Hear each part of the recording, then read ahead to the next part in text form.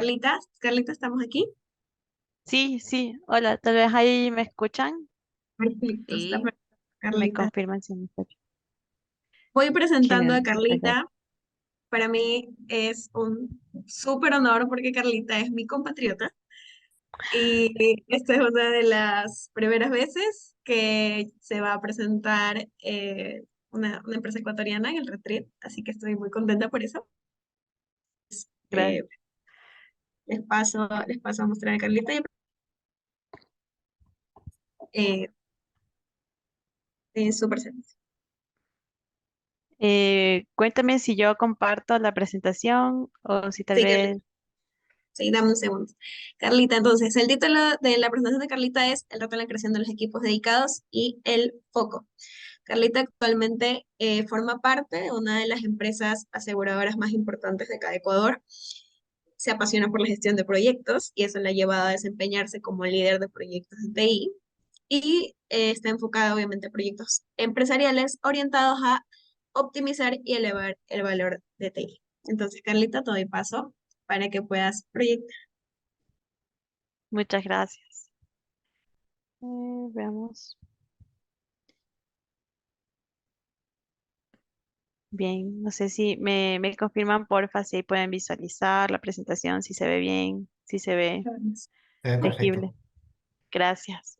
Gracias. Bueno, primero igual agradecerles a todos. Me uní hace unos 15 minutos, pero me parece súper chévere la experiencia que todos están compartiendo.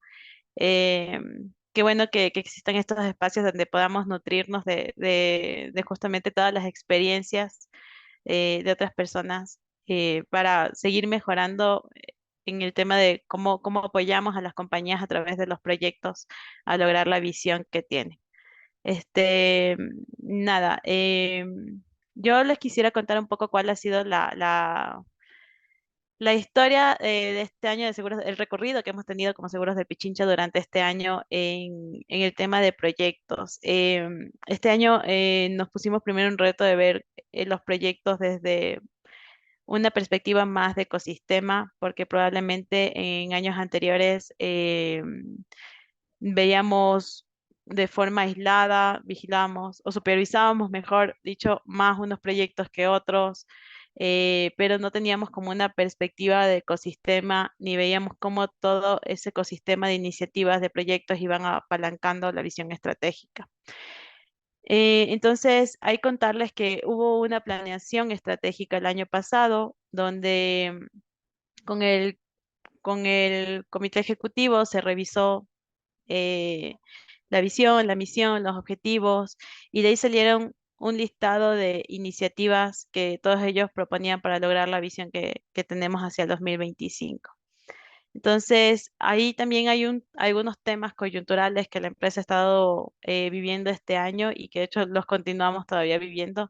Entonces, mi área, que estaba conformada por 4 personas, pasó a estar conformada por una sola persona, que soy yo, y teníamos a cargo, bueno, tenía a cargo cerca de 24 iniciativas estratégicas. Entonces, sí es un portafolio bastante amplio y en ese sentido, para poder mirarlo, o sea, para poder tener como una visión de todo, este año propusimos tener la gestión por OKRs conectada también al tema de proyectos. Entonces, de todo este listado de iniciativas que nosotros teníamos, además de empezarlas a atar bien, a mapearlas bien a los objetivos estratégicos, generamos también los OKRs de cada una de esas iniciativas. Y eso nos ha permitido, en primera instancia, hacer un seguimiento un poco más simplificado, o sea, para tener 24 iniciativas y proyectos con una sola persona. La gestión por OKR ha ayudado a simplificar bastante ese trabajo de estar acompañándoles en cómo van avanzando, qué impedimentos tienen, cuál es su siguiente meta. Y bueno, a la par también al inicio de este año lo que hicimos fue consolidar un reporte de capacidades. Esto fue con base a a la ficha de equipos que nos había facilitado ya en una experiencia anterior el EAI. Supongo que algunos tal vez ustedes ya hayan experimentado con esa ficha. Básicamente tú vas mapeando todas las habilidades, las competencias que necesitas que estén dentro de un equipo y cuál va a ser también la dedicación que este equipo va a tener hacia el proyecto. Entonces, lo que hicimos fue, antes lo habíamos manejado de manera local para uno o dos proyectos, pero ahora lo manejamos para todo este ecosistema de iniciativas que les cuento. Y al final también consolidamos esta información y poder consolidar esta información de quiénes están participando, con qué habilidades y en qué dedicación, pero ya en todo el ecosistema de proyectos, nos permitió también detectar otros problemas que teníamos por los cuales nuestros proyectos en años anteriores y en este mismo año no podían avanzar. Y era que tenemos un 70% de la participación en proyectos concentrada en líneas tácticas y en cerca, o sea, si habían como que 90 participaciones dentro de los proyectos, eh, cerca del 70% de esas eran las mismas personas que se encontraban mapeadas en muchas iniciativas y proyectos, con dedicaciones que iban de un 10 hasta un 100%. Entonces, de cara a la organización, vimos que también teníamos temas previos que poder arreglar. Esas competencias que solamente estaban en este grupo de unas 10 a 20 personas, tenían que ser de alguna forma trasladadas hacia el resto de sus equipos, ¿no? Para que descentralizadas de alguna forma, para que no estuvieran este pequeño grupo de personas con un desborde de capacidad hacia proyectos. Ese fue como que uno de los primeros problemas que detectamos al utilizar este artefacto que nos facilitó el EAI, pero ya a nivel de un ecosistema completo. Y sobre este problema que detectamos, comenzamos luego a ver qué podíamos hacer para solventarlo. Una de las primeras acciones que tomamos fue tener entrevistas individuales que les pudieran mostrar a las personas en qué nomás estaban involucrados y que a su vez desde ellos fueran mapeándose ciertos planes de acción que nos permitieran mejorar esa, o sea, ir calibrando esta capacidad dedicada hacia proyectos. Eh, Algo súper chévere de las entrevistas individuales que puedo rescatar es que sí ayudó mucho a mostrarles con claridad en qué nomás estaban ellos participando y desde estas mismas personas ya se fue descentralizando esa participación. Entonces sí tuvo un impacto de un reporte primero de capacidades de todo el ecosistema de proyectos. Luego de estas entrevistas individuales, sí sí hubo un cambio importante que fue justamente disminuir este porcentaje que les digo que estaba concentrado en este pequeño grupo de personas, este porcentaje de participación que estaba concentrado en este pequeño grupo de personas. Sin embargo, no fue suficiente. Continuamos con algunas personas en varios proyectos y continuamos haciendo la evaluación de los OKRs. Y a mitad de este año nos dimos cuenta que de 8 objetivos estratégicos que nosotros teníamos, 4 de esos objetivos estratégicos se encontraban en amarillo en el semáforo que nos habíamos planteado, pero estaban como que en la parte más baja del indicador, ya de la parte amarilla. Y en cambio, otros 4 estaban con restricciones. Entonces, nuevamente volvimos a revisar qué era lo que estaba pasando y volvió a salir como un tema importante esta sobreasignación de cierto grupo de personas a los proyectos. Entonces, de ahí generamos un taller. Nos acompañaron también, ahí nos acompañó también Miguel Viejo de ahí, y este taller se llamó el Taller del Foco, y básicamente lo que hicimos en este taller fue reforzar y sensibilizar al comité ejecutivo de lo importante que es que las personas puedan tener foco, por decirlo así, o sea, que puedan dedicarse a un objetivo y una vez que hemos cumplido ese objetivo, tal vez ir abriendo otras, abordando otros objetivos diferentes, ¿no? Hicimos ejercicios en los que se mostraba cómo el multitasking puede justamente reducir la velocidad con la que un equipo está trabajando en proyectos e iniciativas, y esta sensibilización ayudó muchísimo porque desde el mismo comité ya se fue generando una priorización mucho más clara. Entonces, ese gran listado de iniciativas y proyectos que teníamos, que eran 24, se redujo a menos de la mitad, y también se inició todo un ejercicio de reestructura de equipos. eh, comentarles un poco cuáles fueron las fuentes de información que utilizamos como para poder elaborar tanto estos reportes e identificar estos problemas que les mencionábamos. Bueno, estuvieron primerito el reporte de capacidades, que como les digo, fue tomar este artefacto que nos daba el EAI y aplicarlo ya a nivel de ecosistema. También la retrospectiva de los equipos fue un poco tomar la información que salía de, de estas retrospectivas e ir encontrando ya ciertos patrones que se mencionaban en todos los proyectos o en todas las iniciativas.